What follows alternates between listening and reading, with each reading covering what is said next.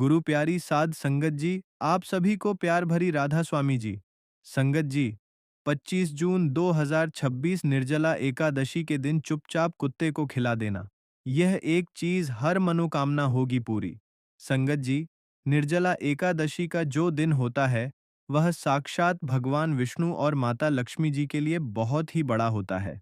यह एकादशी व्रत व्यक्ति के जीवन में भाग्य, सफलता, समृद्धि और मनोकामना पूर्ति का मार्ग प्रशस्त करती है। निर्जला एकादशी के दिन पर भगवान श्री विष्णु और उनके रूप श्री नारायण की विशेष पूजा की जाती है।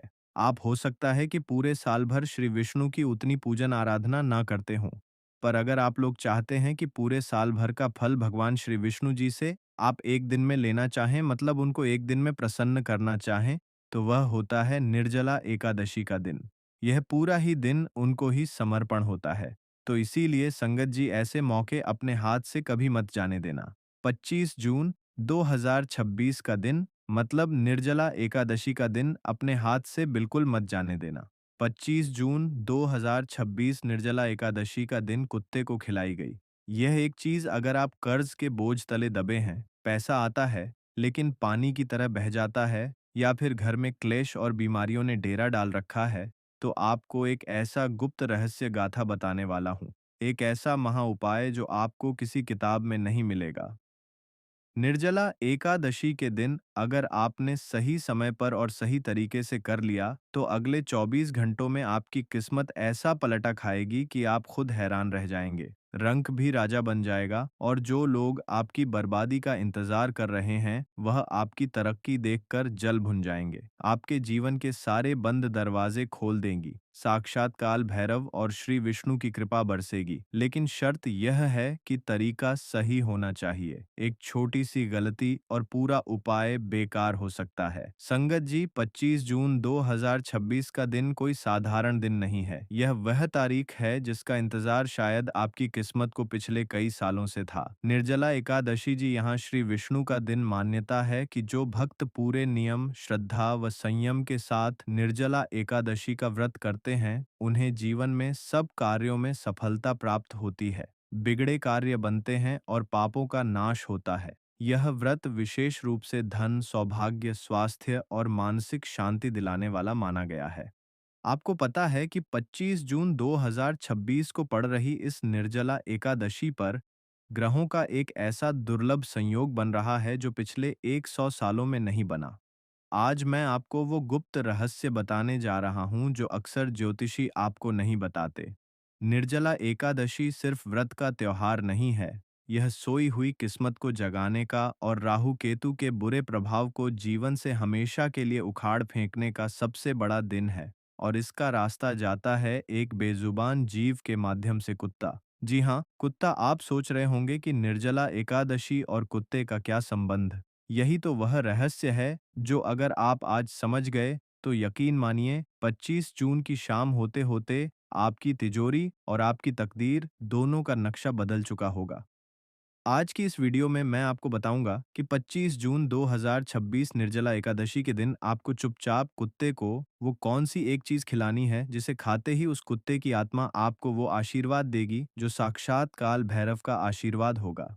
संगत जी, वीडियो को छोड़ने की गलती बिल्कुल मत करना, क्योंकि आधा अधूरा ज्ञान जहर के समान होता है।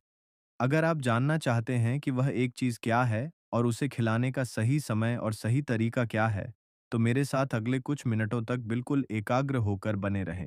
एक एक शब्द को ध्यान से सुनें, क्योंकि यह जानकारी शायद इंटरनेट पर आपको दोबारा ना मिले। चलिए, सबसे पहले समझते हैं कि आखिर कुत्ता ही क्यों। हमारे शास्त्रों में कुत्ते को भगवान काल भैरव का वाहन माना गया है। काल भैरव जो स्वयं भगवान शिव का ही रुद्र रूप है। जब हमारी कुंडली में शनि, राहु या केतु या तीन पापी ग्रह अपनी बुरी नजर डालते हैं, तो इंसान का बना बनाया काम बिगड़ने लगता है। घर में क्लेश होता है, पैसा आता है लेकिन टिकता नहीं, बीमारियां पीछा नहीं छोड़ती, इंसान डिप्रेशन में चला जाता है। क्या आपके साथ भी ऐसा हो रहा है? अगर हाँ, तो समझ लीजिए कि शनि और केतु आपको परेशान कर रहे हैं। और ज्योतिष शास्त्र में स्पष्ट लिखा है कि केतु ग्रह को शांत करने का, उसे अपने पक्ष में करने का सबसे सरल और सबसे सटीक उपाय है कुत्ते की सेवा। कुत्ता केतु का प्रतीक है। जब आप कुत्ते को प्रसन्न करते हैं, तो आप धीरे धीरे केतु ग्रह को शांत कर रहे होते हैं। और केतु क्या है? केतु मोक्ष है। केतु अचानक धन लाभ है। केतु वह ऊंचाई है जो आपको फर्श से अर्श तक ले जा सकती है। अब बात करते हैं 25 जून 2026 की। निर्जला एकादशी के दिन जब आप कुत्ते को, जो कि शनि और केतु का कारक है, एक विशेष वस्तु खिलाते हैं, तो आप गुरु और केतु का मिलन करवा देते हैं। ज्योतिष में जब गुरु और केतु मिलते हैं तो निर्माण होता है गणेश योग का। यह वह योग है जो रंक को भी राजा बना देता है। तो संगत जी, आप दिल थाम कर बैठिए। मैं आपको बताने जा रहा हूं कि वह प्रक्रिया क्या है। 25 जून की सुबह जब आप सोकर उठें तो सबसे पहले अपने हथेलियों के दर्शन करें और धरती माता को प्रणाम करें। स्नान करने के बाद आपको पीले रंग के कपड़े पहनने हैं। अगर पीले कपड़े नहीं हैं, तो कम से कम एक पीला रुमाल या पीला धागा अपने पास रख लें। अब आपको अपने घर की रसोई में जाना है। ध्यान रहे, यह उपाय आपको खुद अपने हाथों से करना है, किसी नौकर से या किसी और से नहीं करवाना। आपको अपने हाथों से एक रोटी बनानी है, लेकिन यह रोटी साधारण रोटी नहीं होगी। यही तो वह गुप्त भेद है। इस रोटी को बनाते समय आपको इसमें नमक नहीं डालना है। याद रखें, कुत्ते को नमक नहीं देना चाहिए, इससे उसे भी नुकसान होता है और ज्योतिषीय रूप से भी यहाँ पर सही नहीं है। आपको एक सादी रोटी बनानी है, लेकिन इस रोटी को बनाने के लिए जो आटा आप गूंथेंगे, उस आटे में आपको एक चुटकी हल्दी मिलानी है। जी हाँ, हल्दी। हल्दी गुरु ग्रह का प्रतीक है। हल्दी भगवान विष्णु को प्रिय है। जब आटे में हल्दी मिलती है, तो वह रोटी सिर्फ भोजन नहीं रहती, वह एक दिव्य भोग बन जाती है। अब तवे पर उस रोटी को सेक लें। रोटी जब सिक जाए तो उसे उतारकर एक अलग थाली में रख लें। अब आती है सबसे मुख्य बात, उस रोटी के ऊपर आपको क्या लगाना है। संगत जी, कुत्ते को तेल लगी हुई रोटी खिलाने से शनि दोष दूर होता है, लेकिन निर्जला एकादशी के दिन हमें सिर्फ शनि को नहीं बल्कि गुरु और केतु को भी साधना है। इसीलिए आप उस हल्दी वाली रोटी के ऊपर अपनी तर्जनी उंगली से, यानी अंगूठे के पास वाली उंगली से, थोड़ा सा शुद्ध सरसों का तेल लगाएंगे और उस तेल के ऊपर आपको रखना है एक छोटा सा टुकड़ा गुड़ का। जी हाँ, गुड़ सूर्य का प्रतीक है, गुड़ मिठास है, गुड़ ऊर्जा है। जब हल्दी गुरु, तेल शनि और गुड़ सूर्य एक साथ मिलते हैं और यह भोग जब केतु कुत्ते के पेट में जाता है, तो ब्रह्मांड में एक ऐसी ऊर्जा उत्पन्न होती है जो आपके सारे बंद रास्तों को खोल देती है। लेकिन रुकिए, अभी उपाय पूरा नहीं हुआ है। सिर्फ रोटी खिला देने से काम नहीं चलेगा। खिलाने का तरीका और खिलाते समय आपके मन के भाव, यह सबसे ज्यादा मायने रखते हैं। अक्सर लोग गलती क्या करते हैं, रोटी फेंककर कुत्ते के सामने डाल देते हैं, जैसे कोई एहसान कर रहे हों। यह बहुत बड़ी गलती है। अगर आप अहंकार में या घृणा में रोटी देंगे, तो उसका फल आपको कभी नहीं मिलेगा, उल्टा पाप लगेगा। आपको उस रोटी को लेना है और घर से बाहर निकलना है। 25 जून 2026 के दिन कोशिश करें कि आपको कोई काला कुत्ता मिल जाए। अगर काला कुत्ता मिल जाए तो समझ लीजिए कि सोने पर सुहागा है। साक्षात काल भैरव की कृपा आप पर बरसने वाली है। लेकिन अगर काला कुत्ता ना मिले, तो आप किसी भी रंग के कुत्ते को, चाहे वह भूरा हो, सफेद हो या चितकबरा हो, यह रोटी खिला सकते हैं। बस ध्यान रहे, वह कुत्ता पालतू नहीं होना चाहिए। वह गली का आवारा कुत्ता होना चाहिए जिस पर किसी का ध्यान ना जाता हो।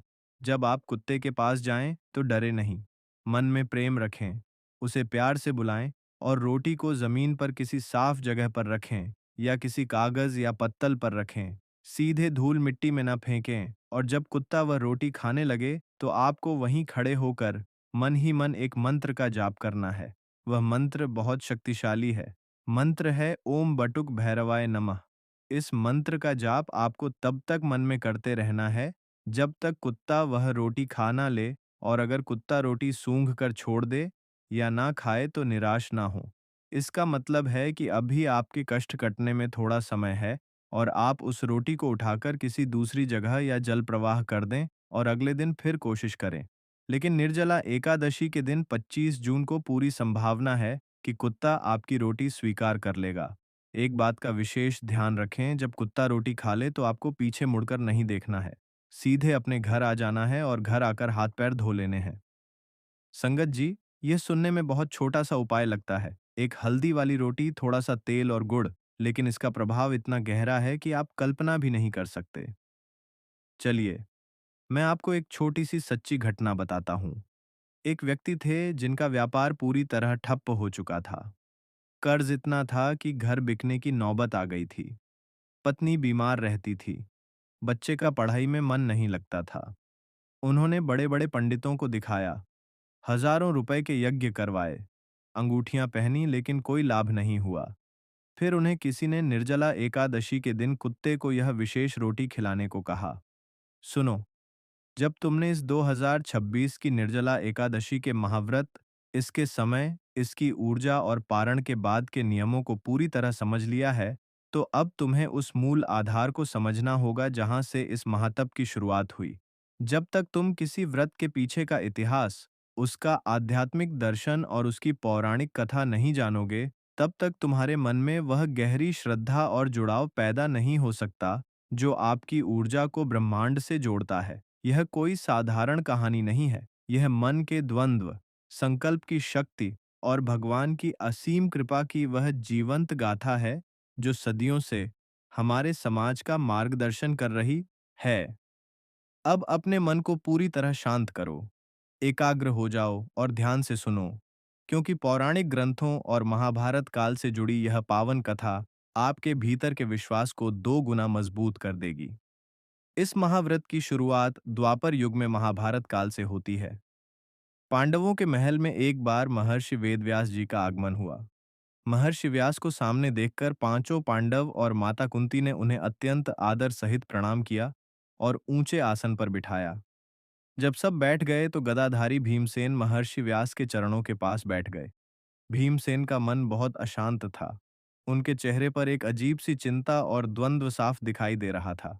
भीमसेन ने हाथ जोड़कर अत्यंत विनीत भाव से महर्षि व्यास से कहा कि हे परम पूजनीय पितामह, मेरे परिवार के सभी लोग, भ्राता युधिष्ठिर, अर्जुन, नकुल, सहदेव और माता कुंती के साथ द्रौपदी भी वर्ष भर में आने वाली सभी 24 एकादशियों का व्रत पूरे नियम और निष्ठा के साथ रखते हैं। वे लोग एकादशी के दिन अन्न का त्याग करते हैं, प्रभु भक्ति में लीन रहते हैं और मुझसे भी हर बार यही अपेक्षा करते हैं कि मैं भी इस पवित्र व्रत को रखूं। लेकिन हे मुनिवर, मेरे सामने सबसे बड़ी समस्या यह है कि मैं भगवान विष्णु की भक्ति तो सच्चे मन से करना चाहता हूँ। मैं उनकी पूजा अर्चना भी कर सकता हूँ, दान पुण्य भी कर सकता हूँ, लेकिन मैं भूखा नहीं रह सकता। मेरे भीतर वृक नाम की एक प्रचंड अग्निवास करती है जिसे शांत करने के लिए मुझे भारी मात्रा में भोजन करना पड़ता है। अगर मैं भोजन ना करूं तो मेरी भूख मुझे व्याकुल कर देती है। मेरा शरीर और मन पूरी तरह से बेकाबू हो जाते हैं। इसलिए मेरे लिए महीने में 2 बार आने वाली एकादशियों पर भूखा रहना सर्वथा असंभव है। हे मुनिराज, आप तो सर्वज्ञ हैं। कृपा करके मुझे कोई ऐसा सुगम और कल्याणकारी मार्ग बताइए जिसे करने से मुझे बिना हर एकादशी पर भूखे रहे भी उन सभी 24 एकादशियों का संपूर्ण फल मिल सके और मृत्यु के पश्चात मुझे नर्क के कष्ट ना भोगने पड़े, बल्कि मोक्ष की प्राप्ति हो। महर्षि व्यास की यह बात सुनकर महर्षि वेद व्यास जी मुस्कुराए। उन्होंने भीमसेन की पीठ थपथपाई और गंभीर स्वर में कहा कि हे कुंती पुत्र भीम, आपकी समस्या अत्यंत व्यावहारिक है, लेकिन धर्म का मार्ग हर व्यक्ति की क्षमता और परिस्थिति के अनुसार बदलता है। यदि आप वर्ष की सभी एकादशियों पर व्रत नहीं रख सकते, तो शास्त्रों में इसका एक परम गुप्त और शक्तिशाली विधान बताया गया है। ज्येष्ठ मास के शुक्ल पक्ष में जो एकादशी आती है उसे निर्जला एकादशी कहते हैं। इस एक एकादशी का व्रत ब्रह्मांड की सबसे कठिन तपस्याओं में से एक माना गया है। इस दिन सूर्योदय से लेकर अगले दिन के सूर्योदय तक, यानी पूरे 24 घंटे आपको अन्न तो क्या, जल की एक बूंद भी ग्रहण नहीं करनी है। यदि आप इस भीषण गर्मी और नौतपा के दिनों में पूरी निष्ठा, दृढ़ संकल्प और आत्मबल के साथ बिना पानी पिए इस महाव्रत को पूर्ण कर लेते हो, तो आपको वर्ष भर की बाकी सभी 23 एकादशियों के उपवास का फल केवल इसी एक दिन के तप से मिल जाएगा। इस एकादशी के प्रभाव से आपके जीवन के समस्त पाप, मानसिक और आर्थिक कष्ट तत्क्षण भस्म हो जाएंगे और आपको सीधे परमधाम की प्राप्ति होगी। महर्षि व्यास की यह बात सुनकर भीमसेन के भीतर एक अद्भुत साहस और प्रेरणा का संचार हुआ। उन्होंने उसी क्षण यह दृढ़ संकल्प लिया कि चाहे जो हो जाए, वे इस ज्येष्ठ शुक्ल एकादशी का व्रत बिना जल पिए पूर्ण करेंगे। जब व्रत का दिन आया तो भीषण गर्मी के बावजूद भीमसेन ने अपनी पूरी आत्मशक्ति को इकट्ठा किया। पानी की एक बूंद को भी स्पर्श नहीं किया और पूरे दिन भगवान विष्णु के नाम का स्मरण करते रहे। दोपहर होते होते भूख और प्यास के कारण उनका विशाल और शक्तिशाली शरीर शिथिल होने लगा। कंठ सूख गया और वे मूर्छित होकर भूमि पर गिर पड़े। लेकिन उनके मन का संकल्प टस से मस नहीं हुआ। भीमसेन की इस घोर प्रतिज्ञा और कठिन तप को देखकर स्वयं भगवान नारायण अत्यंत प्रसन्न हुए। उन्होंने भीम की मूर्छा को अपनी दिव्य दृष्टि से दूर किया और उन्हें साक्षात दर्शन देकर आशीर्वाद दिया कि आज से यह एकादशी आपके नाम से भीमसेनी एकादशी या पांडव एकादशी के रूप में पूरे संसार में जानी जाएगी, और जो भी मनुष्य इस दिन आपका स्मरण करते हुए निर्जल उपवास रखेगा, उसके जीवन की समस्त दरिद्रता और संकट हमेशा के लिए समाप्त हो जाएंगे। यही वह पावन कथा है जो हमें सिखाती है कि हमारी परिस्थितियां चाहे कितनी भी कठिन क्यों ना हो, यदि हमारा संकल्प और भगवान पर हमारा विश्वास अटूट है, तो हम असंभव को भी संभव बना सकते हैं। अब समझो कि इस कथा का आपके आज के जीवन से और जो उपाय मैंने आपको पहले बताया था, उससे क्या गहरा संबंध है। भीमसेन की कथा सिर्फ एक राजा की कहानी नहीं है। यह आपके और हमारे भीतर के उस मन की कहानी है जो भौतिक सुखों, इच्छाओं और ज़रूरतों के पीछे भागता रहता है। जब आप इस कथा को सुनते हो तो आपके भीतर का सोया हुआ आत्मबल जागता है। इस 25 जून 2026 को जब आप इस निर्जला एकादशी के व्रत की शुरुआत करोगे, तो आपको अपने मन में इसी भीमसेनी संकल्प को याद रखना है। यह व्रत केवल शरीर को भूखा या प्यासा रखने का नाम नहीं है, बल्कि अपनी इंद्रियों पर नियंत्रण पाने का महाविज्ञान है। जब आप अपनी सबसे मूल आवश्यकता यानी पानी पर एक दिन के लिए विजय प्राप्त कर लेते हो, तो आपके मस्तिष्क की कार्यप्रणाली पूरी तरह बदल जाती है। आपके भीतर की नकारात्मक तरंगें शांत हो जाती हैं और आपका ऑरा इतना शक्तिशाली हो जाता है कि आप जिस भी काम में हाथ डालते हो, वह काम सफल होने लगता है। इसके साथ ही जो गुप्त पोटली का उपाय मैंने आपको बताया था, उसे करते समय इस कथा की ऊर्जा को अपने ध्यान में रखना। जब आप उस पीले या लाल कपड़े में अक्षत, सिक्का और तुलसी की सूखी लकड़ी या पत्ता बांधकर अपने घर की उत्तर या पूर्व दिशा में स्थापित करोगे, तो मन ही मन भगवान विष्णु और भीमसेन के इस महासंकल्प का ध्यान करना। ऐसा करने से उस स्थान की जो चुंबकीय और आध्यात्मिक ऊर्जा है, वह जाग उठेगी। यह ऊर्जा आपके घर के उस हिस्से को एक सुरक्षा कवच प्रदान करेगी जहां से आपकी समृद्धि का मार्ग तय होता है। पैसा जो पहले आते ही अज्ञात खर्चों में, बीमारी में या व्यर्थ के विवादों में बह जाता था, वह इस ऊर्जा के प्रभाव से स्थिर होना शुरू हो जाएगा। आपके व्यापार में आ रही मंदी, नौकरी में आ रही बाधाएं और कर्ज का जो भारी बोझ आपके कंधों पर है, वह धीरे-धीरे कम होने लगेगा। क्योंकि जब ब्रह्मांड की सर्वोच्च ऊर्जा आपके साथ होती है, तो रास्ते अपने आप बनने लगते हैं। इस महाव्रत के बाद एक और बात का विशेष ध्यान रखना, जिसे संतुष्टि और मौन का नियम कहते हैं। एकादशी के दिन और उसके अगले कुछ दिनों तक जितना हो सके कम बोलो, और जब भी बोलो मीठा बोलो। क्योंकि जब आप निर्जल रहकर अपनी ऊर्जा को बचाते हो, तो वह ऊर्जा आपके कंठ में एकत्र होती है। उस समय अगर आप किसी की निंदा करते हो, झूठ बोलते हो या क्रोध में अपशब्द कहते हो, तो वह संचित ऊर्जा तुरंत दूषित हो जाती है और उसका विपरीत प्रभाव आपके भाग्य पर पड़ने लगता है। इसके विपरीत यदि आप उस ऊर्जा को मौन रहकर, मंत्र जाप करके या सकारात्मक विचारों के साथ सुरक्षित रखते हो, तो वह आपके चेहरे पर एक दिव्य तेज के रूप में दिखने लगती है। लोग आपकी तरफ आकर्षित होने लगेंगे। आपके वरिष्ठ अधिकारी या आपके ग्राहक आपकी बातों से प्रभावित होंगे, और यही प्रभाव आपके लिए धन और नए अवसरों के द्वार खोलेगा। इसलिए इस वर्ष 2026 की निर्जला एकादशी को अपने जीवन का सबसे बड़ा टर्निंग पॉइंट मानो। पूरे विश्वास के साथ, बिना किसी संशय या जल्दबाजी के इस व्रत और कथा के मर्म को समझो। अपने घर के वातावरण को साफ और पवित्र रखो। क्लेश से दूर रहो और उस गुप्त स्थान की मर्यादा बनाए रखो जहां आपने वह पवित्र पोटली रखी है। आप खुद देखोगे कि कैसे समय का चक्र आपके पक्ष में घूमने लगा है और आपके जीवन में स्थिरता, शांति और अटूट समृद्धि का आगमन हो रहा है। यही इस पूरी कथा और व्रत का वास्तविक और अंतिम सत्य है। अब उठो, अपने मन को तैयार करो और इस महा अवसर का स्वागत पूरी श्रद्धा के साथ करो।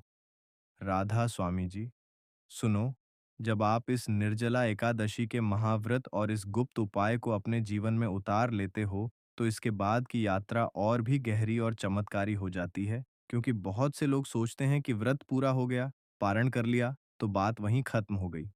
लेकिन असल कहानी तो पारण के बाद शुरू होती है, जब आपके भीतर संचित हुई वो आध्यात्मिक ऊर्जा आपके बाहरी जीवन में काम करना शुरू करती है।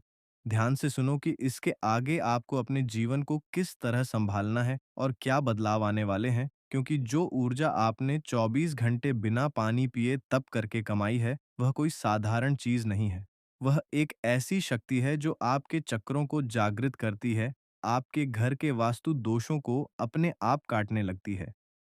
जब आप 27 जून 2026 को सुबह 5:41 से 8:15 के बीच शुभ मुहूर्त में पारण करके अपना व्रत खोलते हो, तो सबसे पहले आपको भगवान विष्णु और माता लक्ष्मी का आशीर्वाद लेकर उस पवित्र पोटली के सामने हाथ जोड़ना है जो आपने उत्तर या पूर्व दिशा में रखी है।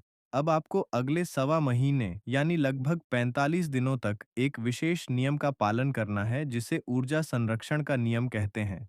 इस दौरान आपको अपने मुख से निकलने वाले हर शब्द पर ध्यान देना होगा, क्योंकि इस कठिन तप के बाद आपकी वाणी में एक सिद्धि आ जाती है। अगर आप इस दौरान किसी को भला बुरा कहोगे, किसी का अपमान करोगे या घर में क्लेश करोगे, तो जो पुण्य और आर्थिक समृद्धि का योग आपने बनाया था, वह तुरंत नष्ट हो जाएगा और उसका उल्टा असर होने लगेगा। इसके विपरीत अगर आप शांत रहते हो, हर सुबह उस पोटली को देखकर मन ही मन आभार व्यक्त करते हो कि मेरे जीवन में स्थिरता आ रही है, तो आप देखोगे कि तीसरे या चौथे हफ्ते तक आते आते आपके काम करने के तरीके में एक गजब का आत्मविश्वास आ जाएगा।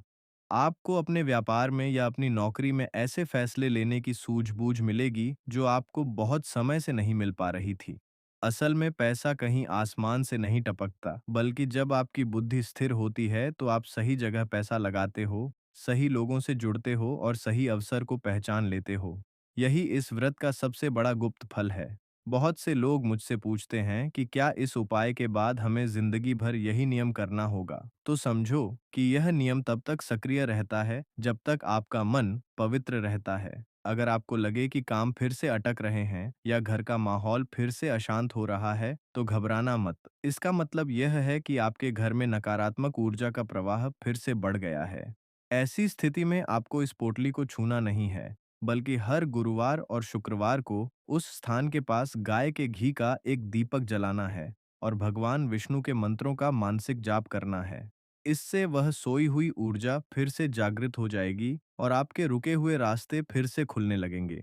इस पूरी प्रक्रिया में एक बात का विशेष ध्यान रखना कि जो बदलाव आपके जीवन में आएंगे वे बहुत ही सूक्ष्म और शांत होंगे, जैसे कि अचानक किसी पुराने मित्र का फोन आना जो आपको बिजनेस का कोई नया आइडिया दे दे, या किसी ऐसे रुके हुए पैसे का वापस मिल जाना जिसकी आपने उम्मीद छोड़ दी थी, या फिर कोर्ट कचहरी के किसी मामले में अचानक आपके पक्ष में फैसला आ जाना। लोग इसे केवल एक इत्तेफाक मान लेते हैं, लेकिन यह इत्तेफाक नहीं होता। यह उस निर्जला एकादशी के तप का प्रभाव होता है जो आपके बंद पड़े भाग्य के तालों को एक एक करके खोल रहा होता है। इसके साथ ही आपको एक और बात समझनी होगी। अगर आप हमारे चैनल पर नए हैं तो हमारे राधा स्वामी शब्द चैनल को सब्सक्राइब जरूर कर लें और कमेंट बॉक्स में राधा स्वामी जी जरूर लिखें। राधा स्वामी जी।